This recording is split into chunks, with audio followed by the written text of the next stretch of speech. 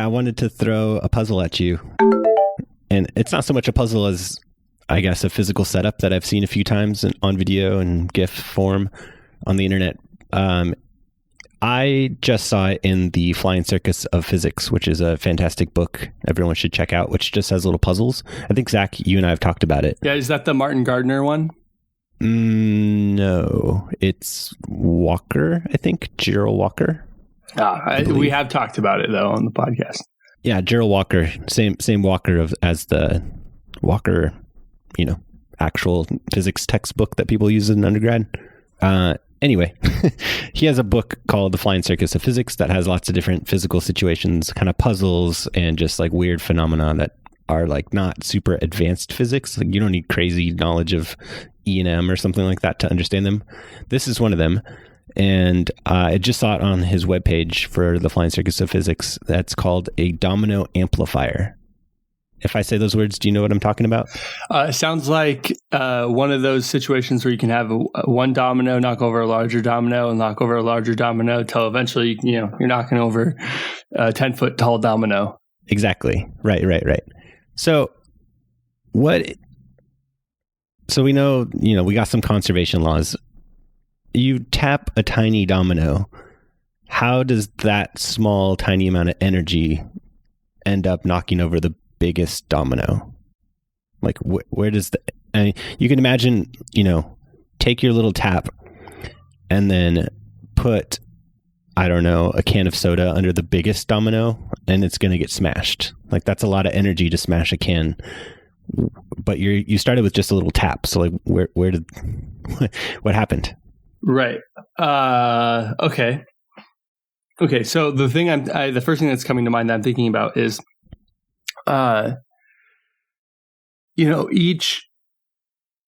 each domino has a certain amount of potential energy that is based on its center of mass. And okay.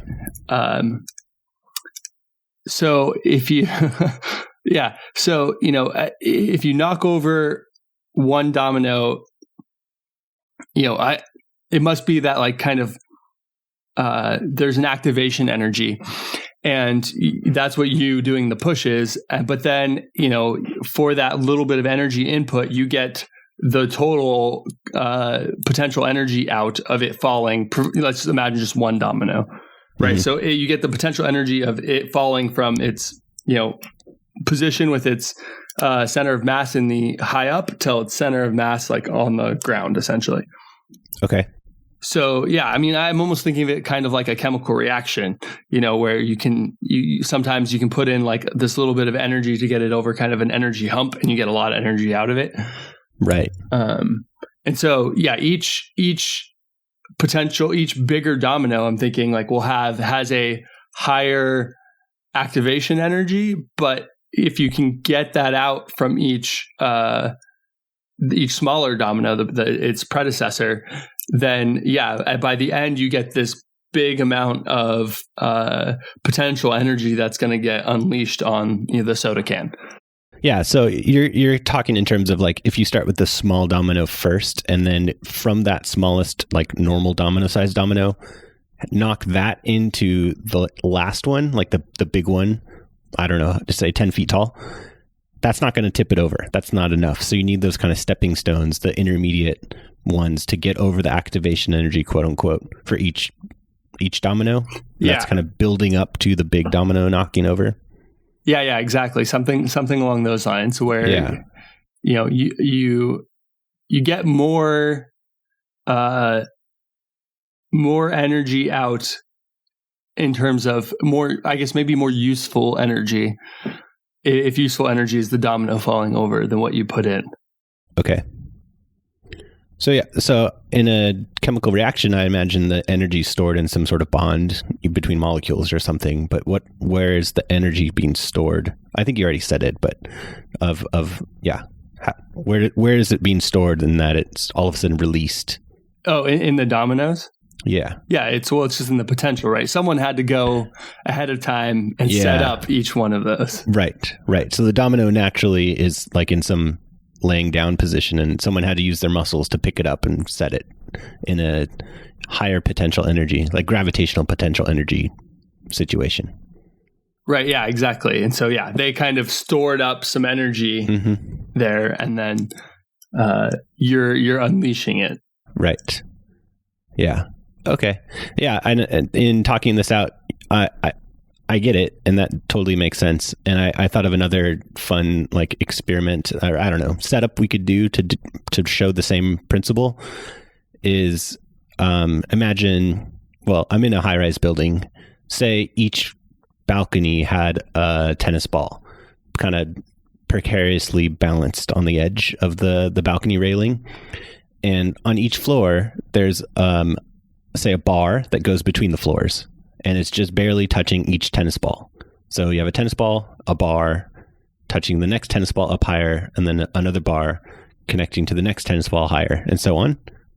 Got me so far? Okay, so they're kind of stacked. You have a ball bar stack. Mm-hmm. Okay, yep, going up a high rise, and you start on the ground and just tap the bottom of the lowest bar, let's say, and that jiggles the tennis ball in the floor above it to hit the next bar. I don't know, the tennis ball doesn't really matter, I guess, but I'm building up to like the highest tennis ball on the top of this high rise building, and each bar is kind of getting jostled by the tennis ball on the intermediate floor.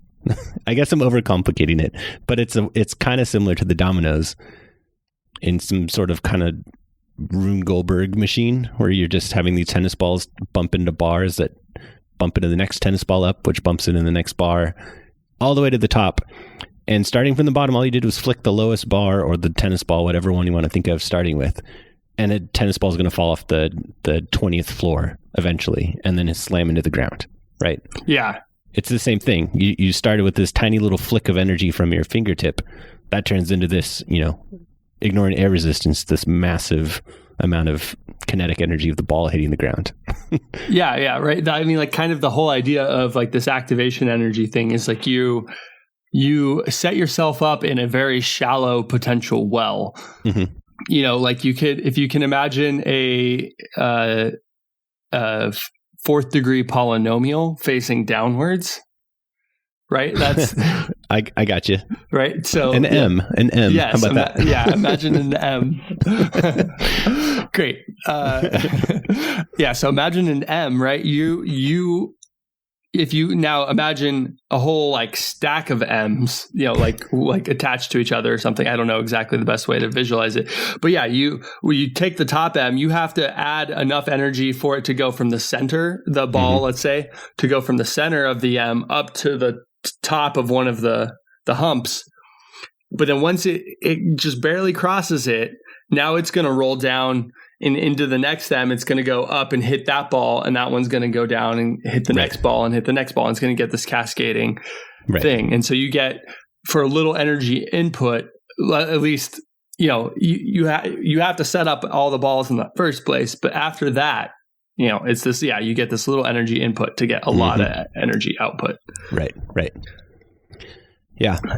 I was going to say something really stupid at first. I was going to say, what about an upside down W? And then I realized that's an M. So let's go with M's.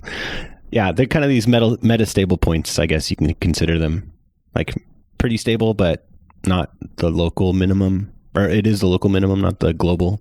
Yeah, right. Like your ball and rod example. I feel like, to me, that sounds kind of more like it could be, you could do this by, if you just had upside down U, I guess that's an N.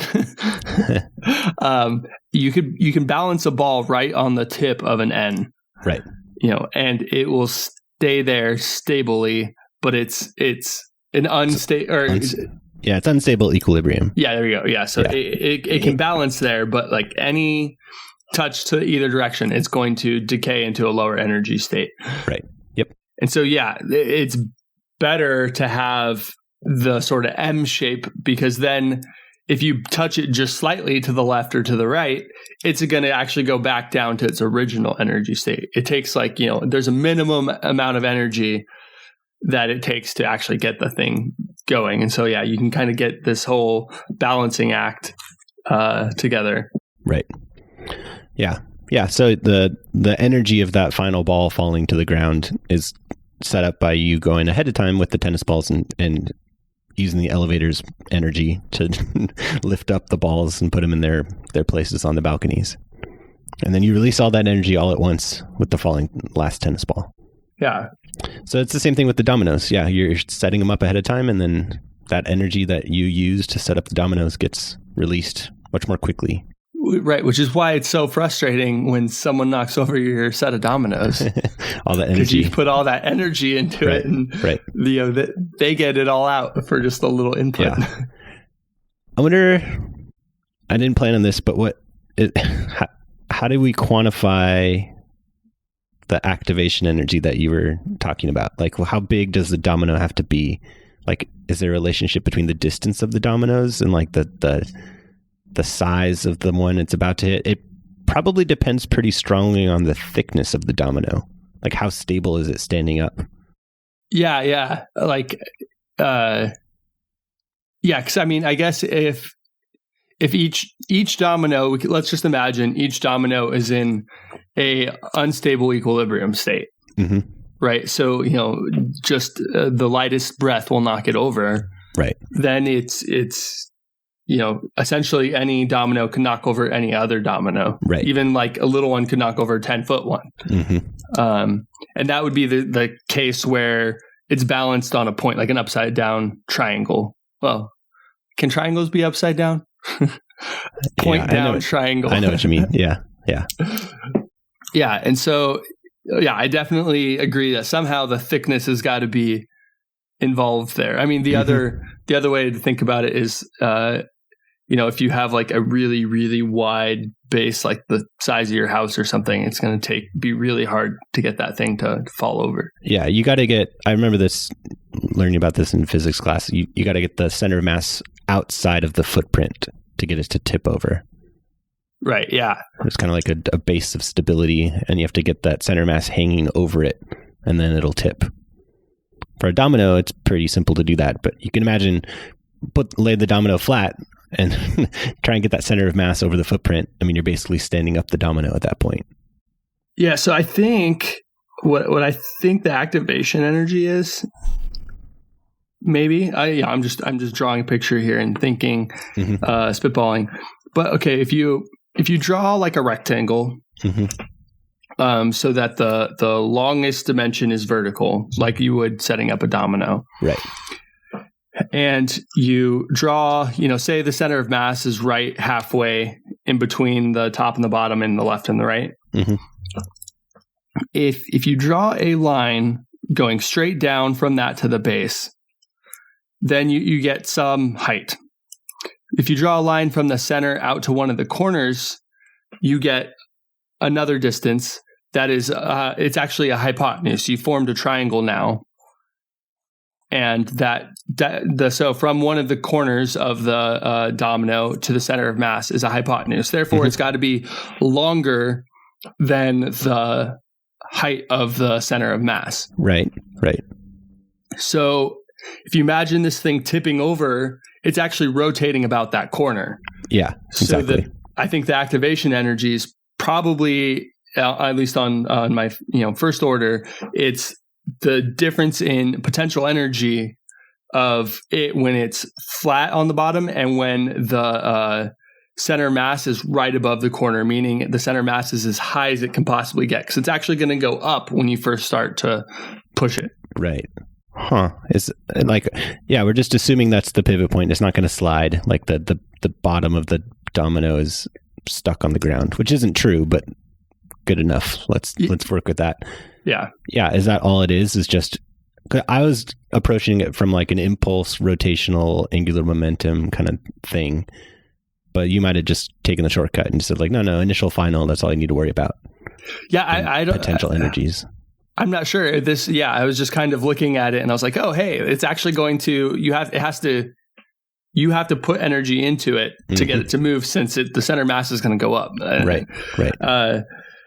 I imagine that there might be a way to look at it from, the standpoint of impulse or conservation of momentum or anything like that. But well, let's ignore the domino, the previous domino, let's just focus on one single domino. And we can think about shooting like a little BB at the domino. It's a big domino, let's say. And you're shooting a BB gun. And you fire it kind of near the bottom of the domino. Like there's some kinetic energy, but it has to turn into some rotational energy of the domino. Like kinetic energy of the BB turns in like linear kinetic energy, turns into rotational kinetic energy, which changes into gravitational potential. As it tips, the center of mass raises up a little bit. Mm-hmm. Yeah, I think. But the BB's kinetic energy, like it depends on where you hit the domino. Because if you hit the domino at the base with the kinetic energy of, I don't know, 10 whatevers joules, and then you fire it near the top of the domino with the same kinetic energy of the BB, the one hitting it near the top is going to lead to it tipping over more easily, even though it's the same kinetic energy of the BB to begin with. Right. Yeah. I mean, I can even throw another one out at you. If it hits dead on where the center of mass is, it's not going to rotate. It's just going to slide. Well, I was assuming the friction is like what you need it to be. The friction's going to catch it. Yeah. Okay. Yeah. So I think we need to worry about conservation of angular momentum also. Right. Yeah. I mean, it's weird. Yeah, I don't know. I definitely think that in order for this to work, like the previous domino has to be bigger than half of the height of the next domino. Or I guess, assuming same density, like same material, like half the height means half the mass. Right. And I think actually, I don't know about that. No, yeah. So I do. Okay, wait. Okay. I'm trying to imagine this. I do think it's got to be something along those lines.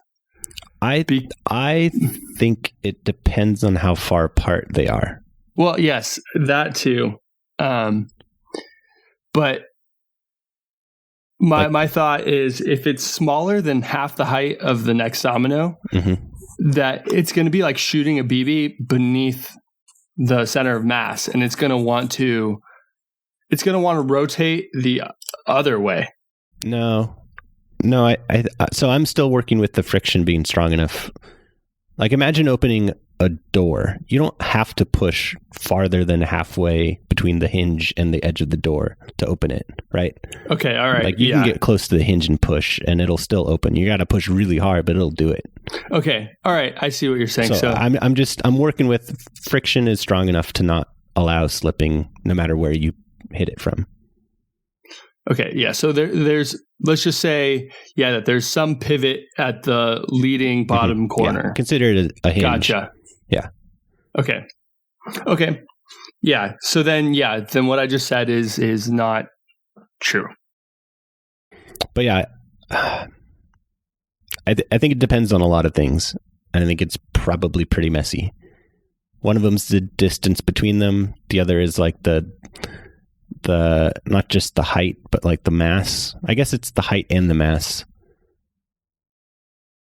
The width doesn't really matter, but if we're assuming all the dominoes are made of the same material, then the width would just tell you the mass. Well, the width and height. I'm talking width, like if we looked at these dominoes stacked in front of us, going from left to right, like they're stacked in the thin, you're looking. If you tip them over, they would start tipping from the left to the right. And like the whole domino row would go in that direction. Mm-hmm. So the width is the dimension like straight out from us. That's what I'm calling the width. Oh, okay. And I would say the thickness is like the size of the base. That's the tipping is happening. Okay. Which I think it also depends on.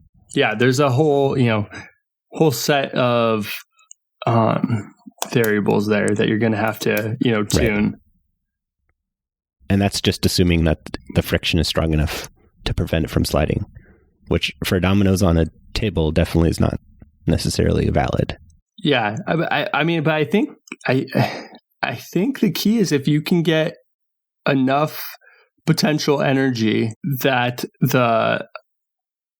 you can overcome that initial potential energy gain, I think you can do it. Like you'd be able to knock it over.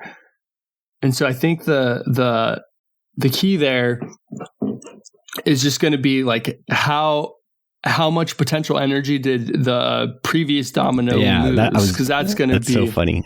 It's so funny how conversations go that way. Where like, I guess it happens too in science. We're like, oh, these people came up with the same thing at the same time. It's because there's like a global conversation happening around some topic, and then two people reach the same exact thing at the same moment. I think we just have a little microcosm like version of that. Yeah, exactly. Yeah, that's exactly what I was thinking. Like the previous domino's loss of potential energy has to be equal to or greater than the potential energy gain needed to get that next domino over its hump. Right. But now I'm stuck. Like let's just start from the first domino and then the last domino. Okay, I think we might have the same thought again. Yeah. Are you saying so? This is my thought. Is okay. What we just said is true for, let's say, the first domino, right? That change of potential. Say you, as the pusher, just give the first one just enough to get it to go over. So, like, you just set it right on its edge and then let it go, and it falls forward. Then it hits the next one, and let's say it has gained enough kinetic to knock over the next one. It's going to knock that one over. That one's going to fall into the third one.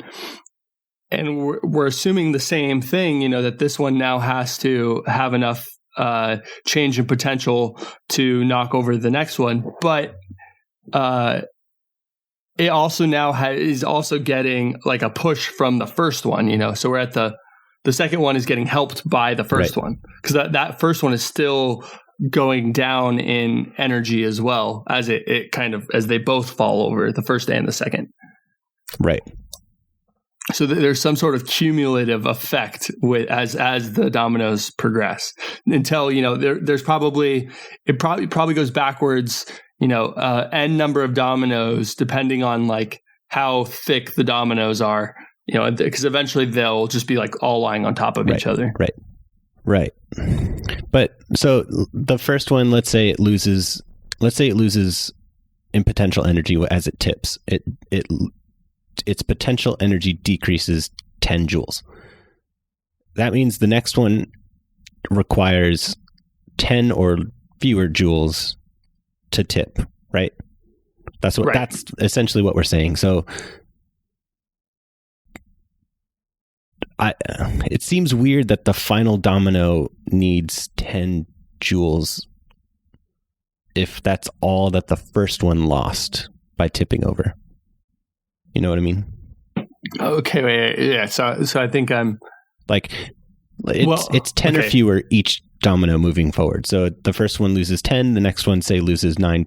Let's say at 9. The next one loses 8.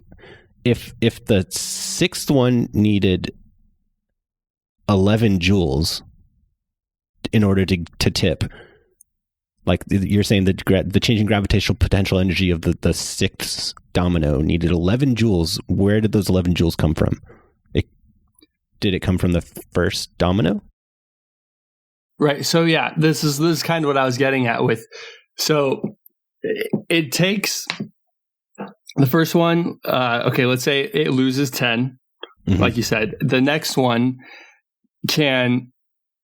it needs, let's say it needs 10 to get knocked over. Yeah. That's just to get it going. But I got it. To get out of the M, basically. Yes. Like to go from the middle of the M to the hump, it's that 10 joules. And then it can dive bomb from that hump of the M down into, losing 100 joules. And then the next one takes that 100, gets out of its little dip out and up over its hop, whatever. Yeah. High point of the M. Yeah, okay. I got it.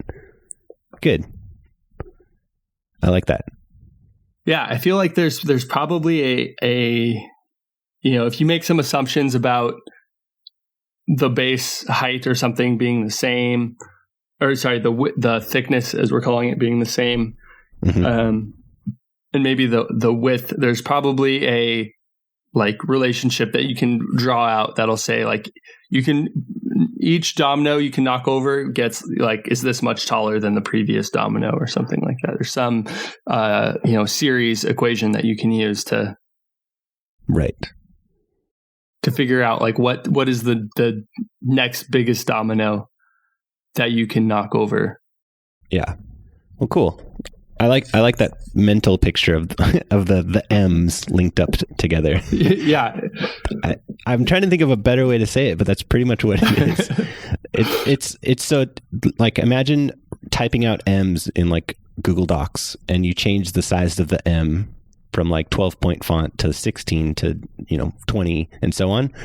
The first M's like right leg, that has to be bigger than or equal to the height of the middle of the next M's size, like font size. Does that make sense? I think so. Yeah, the right part of the M has to be bigger than the next M's middle depth. I'm talking capital M's in my picture. Right. I'm going to open a Google Doc really quick. Yeah, I was just about to do the exact same thing. So I think the middle hump of the Consolas font is half the depth of the full, like half the height of the letter M.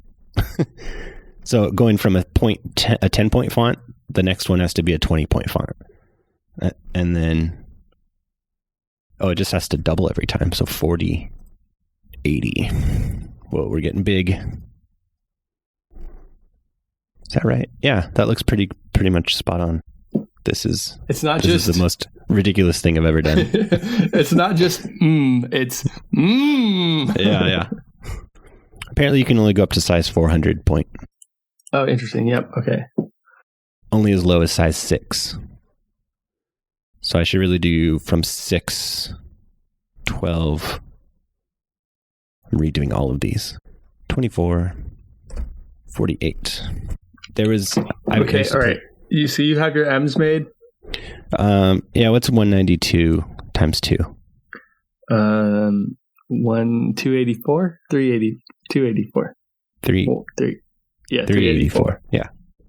Okay. I have my M's going from size 6 to size 384. Okay, you have a lot more M's than I do. I just went from 30 to 40. Why did we do this? I don't really like that I can't change the way these. Okay, so let's How many M's do you have, first of all? I have 1, 2, 3, 4, 5 M's. I have 1, 2, 3, 4, 5. I have 7 M's. Okay. Yeah, I just started at 30. Got it. Because I couldn't see much smaller than that.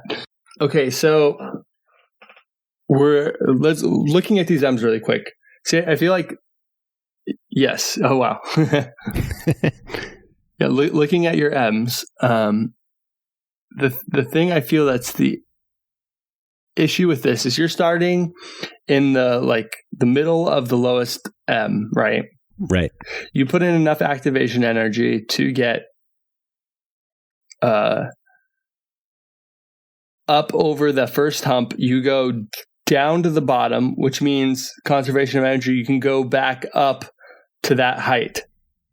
But the next M is taller than that. Yeah. Maybe the M's aren't the perfect analogy. I think it could be if you, instead of having all the bottoms aligned, if you aligned them all by the top. Yeah. But I can't find a way to do that. I think I'm going to search and replace with W, and then I'm going to turn the picture upside down. I don't know if that's going to work, but... So, the M's represent the energy. The M's aren't exactly the dominoes, but they kind of are, because you can look at the middle of the M and the height of the full M and compare them, right? Right, okay. Because gravitational potential energy is linear with height. So it's like a 1-to-1 correspondence. I think what we need though is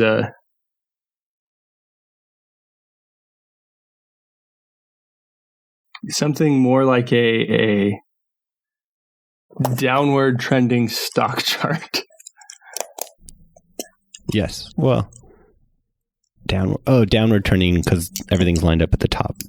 Well, so I'm just imagining like, okay, if you look at the upside down W's, if you start with the smallest M, you have put in that little bit of energy, and then you go down. Let's say you connect the two W's at the base of the next W, so it goes all the way down to that base. Okay. It'll come all the way back up to that top.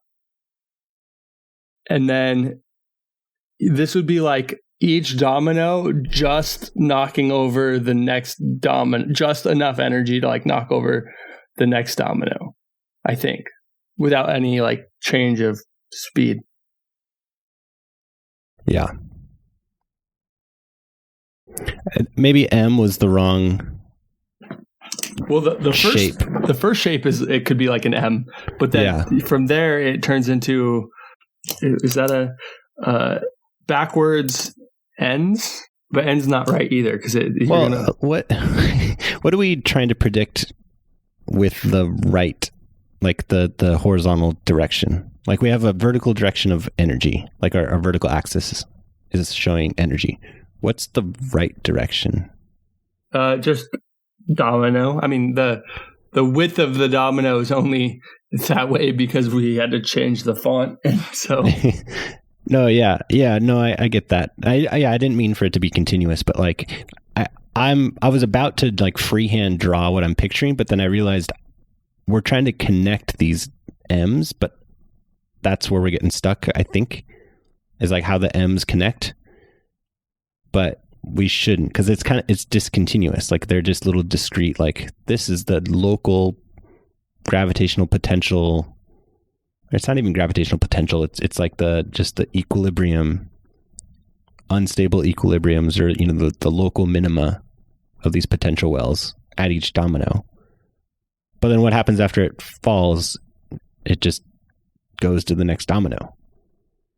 Okay. All right. So I think I see kind of how you're visualizing this. So yeah, if we look at the first M and we go up over the activation energy, the middle part of the M, then we're going to get the whole leg out for that M, right?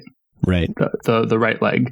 Mm-hmm. So that right leg needs to be longer than the activation energy or the middle part of the next M. Right. That's the whole point of what I was doing. Exactly. Yeah. I wanted the M to get out of the middle well, or the domino to get out of its middle well and then topple over, and then all of the like free fall out of the full right side of the M. All of that energy change gets transferred into knocking a little back. We're back to tennis balls. A little tennis ball at the middle of the next M, like just literally just give that energy that you just lost by. Okay, here's maybe where we're getting tripped up. I think we're trying to picture tipping M's, but what I want to picture is a little tennis ball in the middle of an M. Right? Yeah. I'm with you now. The ball rolls over the first M from the middle up, and then it gets a bunch of energy going down the second one. Right. Then that ball collides with the next ball, which is in the middle of the next M. Right.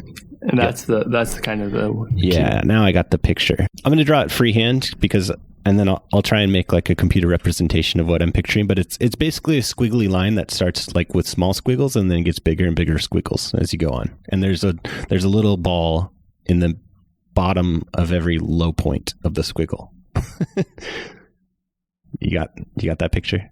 Yeah. Wait, are you drawing it now, or are you? Yeah, just by hand. Just so I have a memory of what I'm doing. That's all. Yeah, so that's what I was kind of saying. Like the first one's an M, but the next one is kind of half an M type of thing. Yeah. Okay. So where were we going with this? It's the fact that they line up. The humps have the same height at the top means that the ball has to get up to that place at the top of the humps, right? Which is a certain potential energy. And then it falls and knocks the next one, which ideally would give it enough kinetic energy to get to the height of the next hump, right? Yep. Because each dip is symmetric. So the ball on the left falls a height h, hits a ball in the middle, and then has to climb back a height h to get to the top of its hump, which it then falls in a greater height 2h, or whatever, 1.5 times h, hits the ball at the bottom. That ball goes up 1.5h to its top, and then it falls down 2h, hits another ball. That ball climbs up 2h out of its well. But it's always able to get back to its height because the first one was able to reach its height. Right. Yeah. So the idea here is kind of this is the case where each one is just able to knock over the next one. Right. Exactly. And this is idealized non-loss. No loss anywhere. Right. Yeah. And then I just sent you another photo. This is the case where you have extra energy. Yeah. Right. Where the potential needed the activation energy needed to knock over the next domino is less than the current kinetic energy. Ah, yes. Yeah. So we have this exact same picture. Yeah. Yeah. As long as that first height is higher than any later height, we're basically building a roller coaster. Yeah. Yeah. So, with the chain, like clink, clink, clink, clink, clink, getting you up to the highest height of the roller coaster. And then it's free fall from there. And as long as none of the other peaks are higher than that first one, it's going to reach the end. Yeah. So I guess in our domino case, as long as you have enough energy to knock over the first domino, you can knock over all the following dominoes. Now you got me back to thinking how this actually works again, because I thought it was good, but then you saying that made me think, wait a second. Right. Yeah. That kind of. What defines the height of that first one? It's. Yeah. I mean, I think it's what defines the height each time is presuming no losses, is that change in potential from it being on its base to it being on its corner. The domino, that is. Yeah, but so let's look at your second drawing, the one where they're getting lower and lower each one. Right. Okay. So let's count the peaks. I see 1, 2, 3, and 4 peaks. Right. Okay. I just want the number. They don't necessarily mean the number of dominoes, but on the drawing, it's a number just to reference which peak I'm talking about. Okay. What defines the height of peak 2 compared to the height of peak 4? The height, you mean like, okay, the total... you have a grid page, right? And like what horizontal line from the height of peak 2, what defines where that line is, and what defines the horizontal line at the height of the fourth peak? Right. So the fourth peak is at a lower height than the second peak. Right. Yeah. So we have the second peak, mm-hmm. and then we have the third peak is lower than the second peak, right. And then the fourth peak is lower than the third peak. Right. So you kind of get this. And for completeness, the first peak is at the same height of the second peak, but I think that's representing that the domino could fall left. We just didn't draw other dominoes to the left. Yes, exactly. Yeah. The dip is like what I'm imagining is the center of the domino. Yeah, exactly. So, yeah.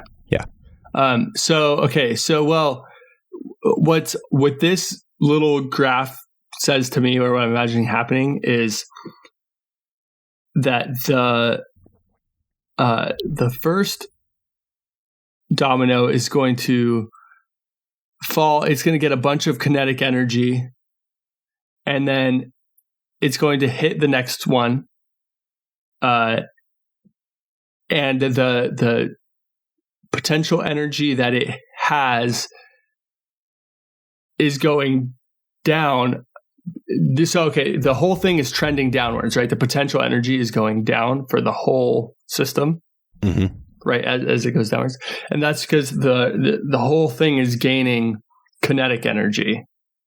So what you're losing in the height between peak 2 and peak 4 is now you have kinetic energy. It's gaining speed.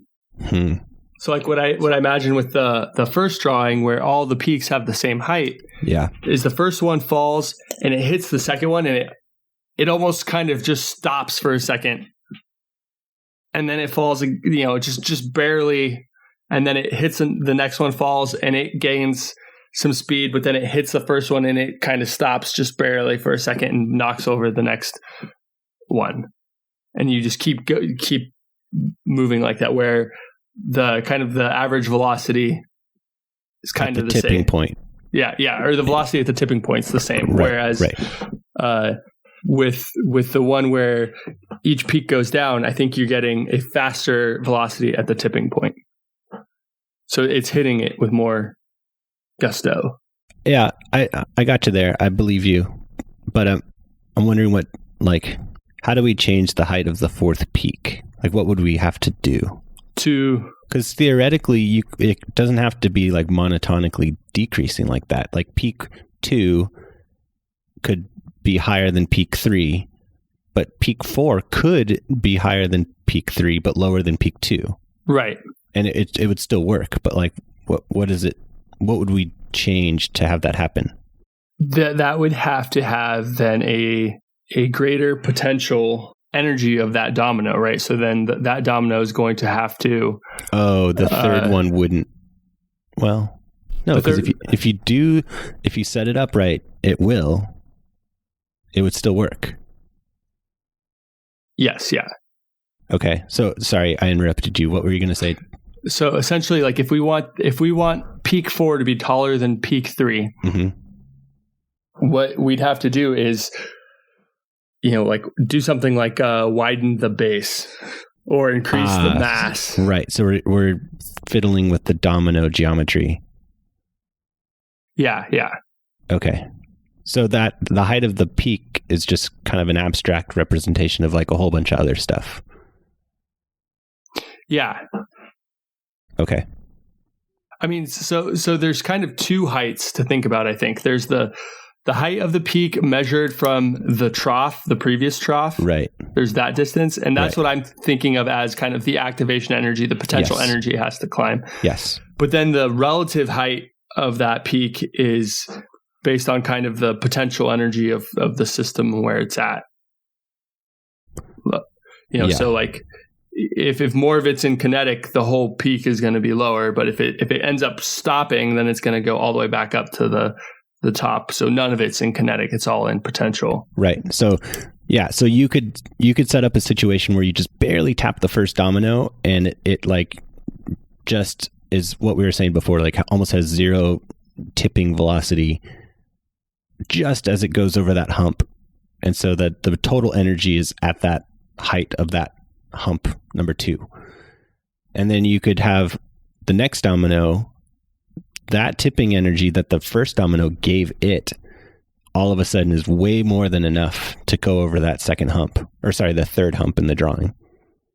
So the second domino has a lot of kinetic energy as it goes over its tipping point. But the third domino, now, if that fourth hump is at the same absolute height as the second hump, it would just barely reach its tipping point, almost zero velocity, even though the domino before it was going really fast. When it passed its tipping point, you could imagine another domino that's just barely going to make it. And I think, you're right. It has to do with the geometry of the dominoes and the spacing between them and all the stuff we started talking about a while ago.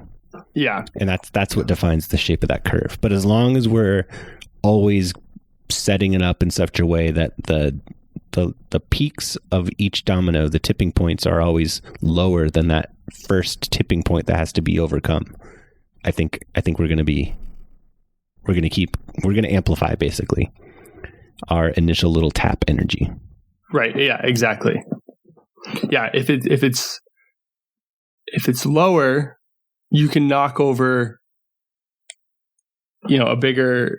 I guess maybe the way to think about it is the height of the peak, the relative height of the peak is the potential energy of it, and the trough of the peak is how much kinetic energy it gets.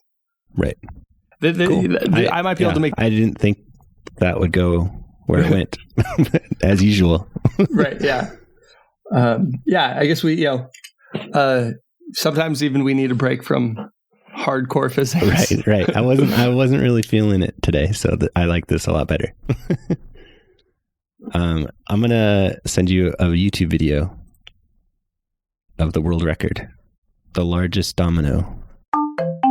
Oh wow! Okay. I just want to see him fall. Yeah. Read the comments. Someone said 1:25 is where it actually starts. Whoa. Wow. I want to see how small the smallest one is. It looks like the smallest one, it's like a box of cereal sized. I can't tell if there's one smaller before that one. Yeah. That's basically the one I can see. And then the biggest one is 20 feet high. So yeah, it looks like it goes from like a box of cereal to like the height of a house, a 2-story house. Yeah, definitely doing some amplifying there. Yeah. But it's not linear. I wonder if he had to work out the shapes of them. This would be a fun like inquiry classroom experiment. Like just give students building materials and say, figure it out. What's the limit? Like how far apart can they be? Because the bases are changing size. There's a lot of parameters that you can play with. Right. Yeah, exactly. You can tune it quite a bit.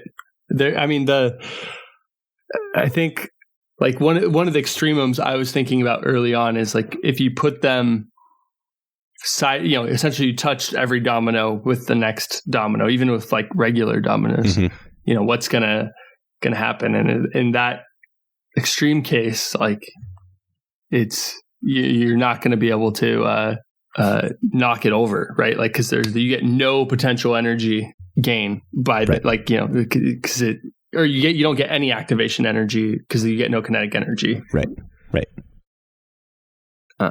So there's a whole lot to play with in this. That might be kind of a fun little simulation to make. Mm-hmm. Cool. Can I end this with my lame joke? So when we learn about capacitors, we're learning about like separating charges, and that stores energy in their charge separation, because if you let the charges go, if it's just two free charges that are oppositely charged, they're going to collide. And we say, it has this potential energy stored in the electric field separation in between those two charges, right? Right. That's how we talk about it. And then we say, okay, let's give them a place to go, and we put them on plates, and that's your capacitor, which stores energy in these parallel plates in a circuit. Then let's, instead of electric field, use the gravitational field and store energy. And so we can invent grav caps, which are just separate. I don't know, put a book on a shelf, that's a grav cap.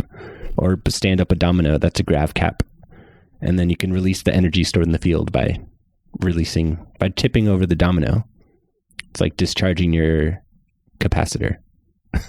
That's not a joke, really, but there's no punchline. There's no punchline. It's not an actual joke. I shouldn't have called it a joke. I think that makes it it's a stupid teacher joke is what it is. I think that makes it a particularly bad joke. There's no punchline. Yeah, what would you call that? I don't know what it is. A pointless story. How about that? Yeah, but it's not so pointless. Let me look something up really quick. So anyway, we have amplifiers and we have capacitors, all with gravity. I think that's pretty fun. Well, I'm looking up one thing. Let me see if I can find it. All right. Well, I can't find the link. Maybe if I can find it, we can put it on the show notes or something. But I just saw this maybe on Facebook or Reddit or somewhere. But this little idea that this little joke you just made is actually there's a company trying to do this very thing. So they are storing energy by taking 55-gallon drums and filling them full of concrete, and then they stack the drums, and that stores the energy. Yeah. In the stack, and then when they want energy back out, they pick up a drum and let it fall, and it turns some generator as it's falling, and they can create electricity. So it's a gravitational battery or gravitational capacitor. Yeah. I did we talk about the GravLight thing that it's like a Kickstarter I funded, and I got one and donated it to Santa Rosa Junior College right when I left? Yeah, I don't know if we've talked about it, but I've seen it. Yeah. I know what you're talking about. Yeah, I'm bummed I didn't get to play with it. Like it showed up in the mail literally like the week I was moving out of town. I didn't have a chance to play with it.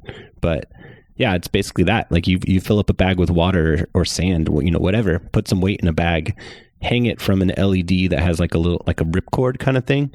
And it's just, the ripcord's just really slow, but it takes the energy that you put of lifting the bag of sand into the air.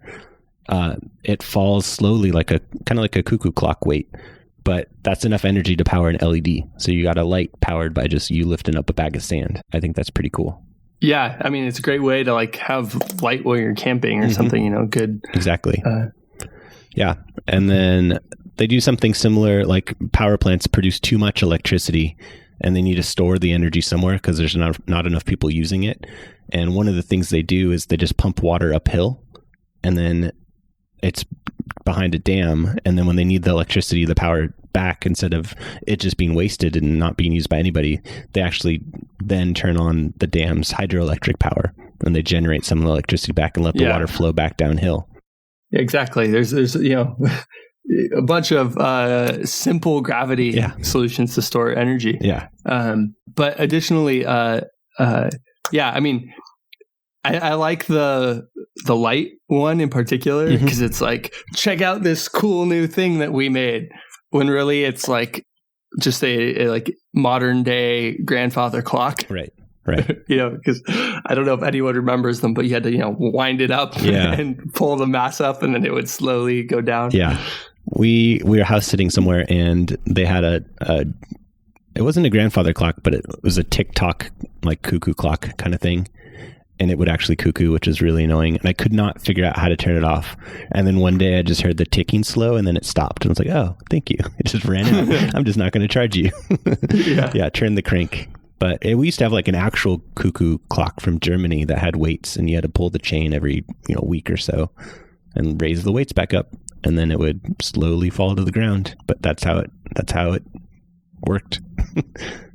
Gravitational energy of the weights. Now we just need to really increase that. Like you use this 55-gallon drum technique where you lift that up. Right. You can use like a bike or something to, crank it up. That way you get a workout while you're doing it. And then you could last for a year.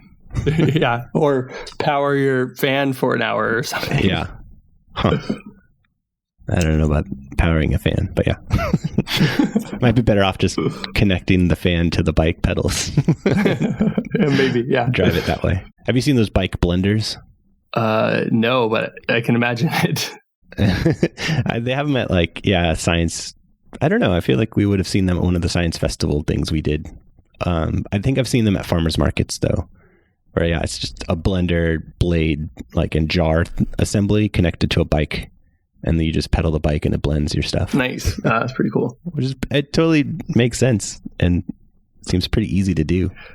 Yeah. I mean, I always wanted to make a thing for my nephew where he had to pedal his bike to play video games. There's a bar that has a bike with a generator and you can plug in your phone to charge your phone, but you have to ride the bike to do it. Oh, that's cool. Yeah. Well, cool. Let's wrap it up. Check the show notes. Enough energy talk. Yeah. I think that kind of stuff's pretty fun, just like the transferring forms of energy in really simple ways. And we can even amplify it. Yep. So to wrap it up, the end result was it came from you standing the dominoes up to begin with. That's where the energy came from. So the quote unquote amplification is just the staged release of dominoes tipping over, which you set up ahead of time. Yeah, exactly. Yep. Check us out on Reddit. r/thehyperfine. Find us on Twitter. I'm at EsplyZak. I am like Tortilla, and the podcast always lives at the website thehyperfine.com. We'll see you all next time. See you next week.